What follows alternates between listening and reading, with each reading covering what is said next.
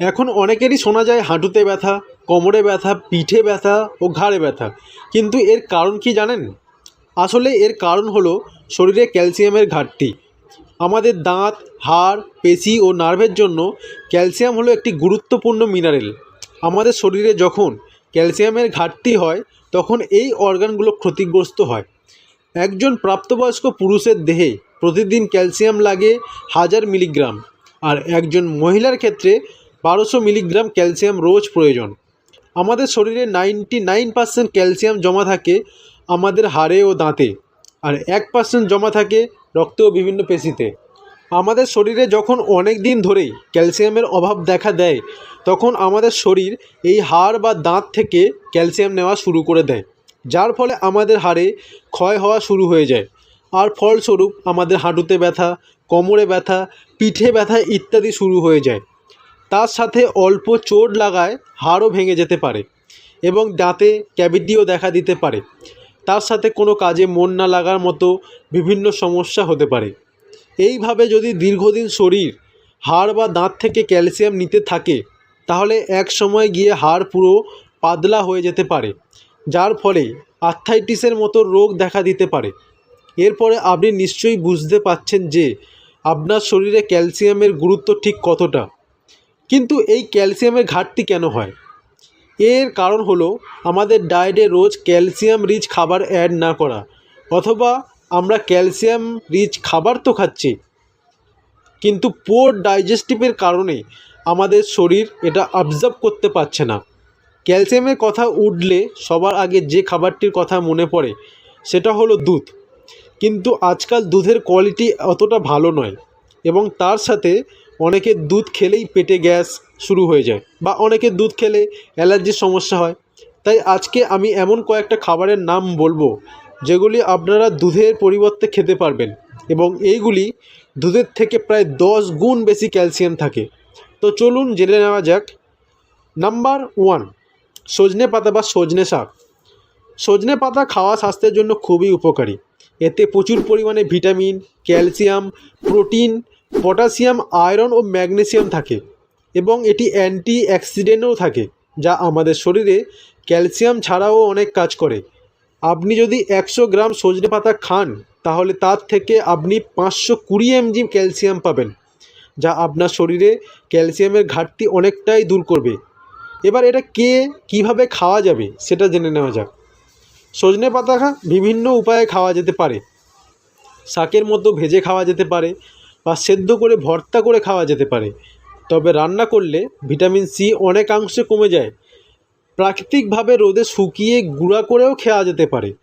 Blend করে juice হিসেবেও খাওয়া যেতে পারে বা চায়ের মধ্যে দিয়ে খাওয়া যেতে পারে।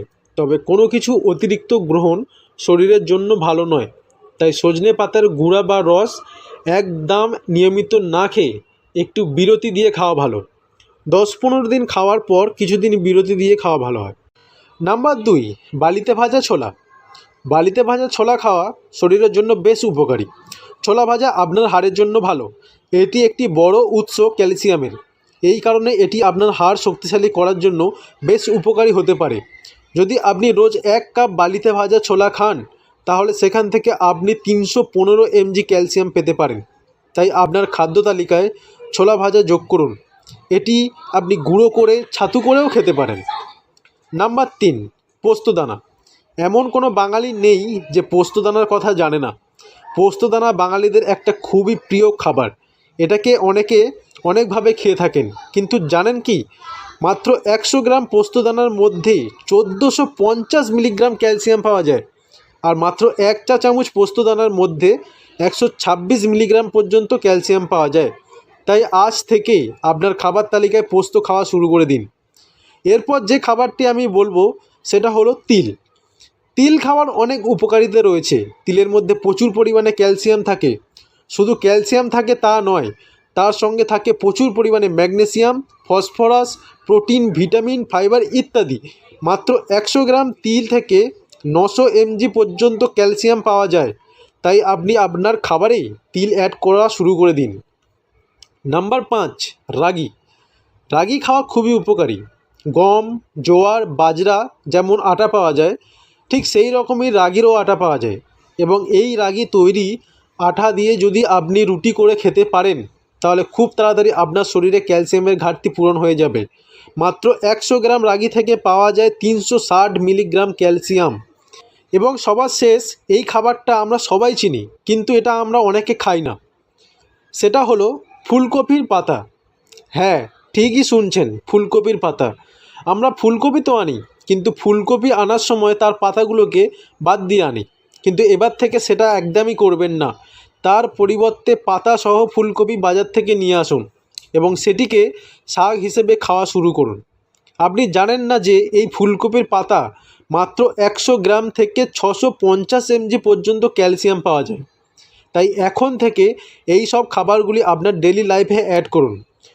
তো দেখুন, আমরা তো এতক্ষণ ধরে কি খেলে শরীরে ক্যালসিয়ামের ঘাটতি পূরণ হয় সেগুলো জানলাম, কিন্তু অনেক মানুষ আছেন যারা ক্যালসিয়ামযুক্ত খাবার খেয়েও তাদের শরীরে ঠিকমতো ক্যালসিয়ামের ঘাটতি পূরণ হয় না।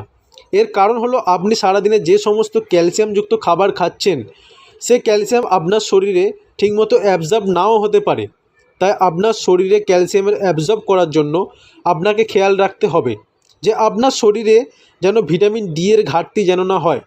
ভিটামিন ডি এর ঘাটতি দেখা দিলে শরীরে ঠিকমতো ক্যালসিয়াম অ্যাবজর্ব হতে পারে না। তাই ভিটামিন ডি ঠিক রাখার জন্য আপনি প্রতিদিন সকালে রোজ সূর্যের আলোতে 10 থেকে 15 মিনিটে বসা বা হাঁটা এই সবগুলো করতে পারেন। এতে আপনার ভিটামিন ডি এর পাশাপাশি ক্যালসিয়ামেরও ঘাটতি দূর হয়ে যাবে। তো আপনারা এই ভিডিওটি দেখে বুঝতে পারলেন যে কি উপায়ে আপনার শরীরে ক্যালসিয়ামের ঘাটতি পূরণ হয়। তো আপনারা ভিডিওটি দেখে যদি কিছু উপকার হয় তাহলে প্লিজ আমাদের চ্যানেলটাকে সাবস্ক্রাইব প্লাস ফলো করে পাশে থাকবেন এবং প্লিজ ভিডিওটিকে শেয়ার করবেন।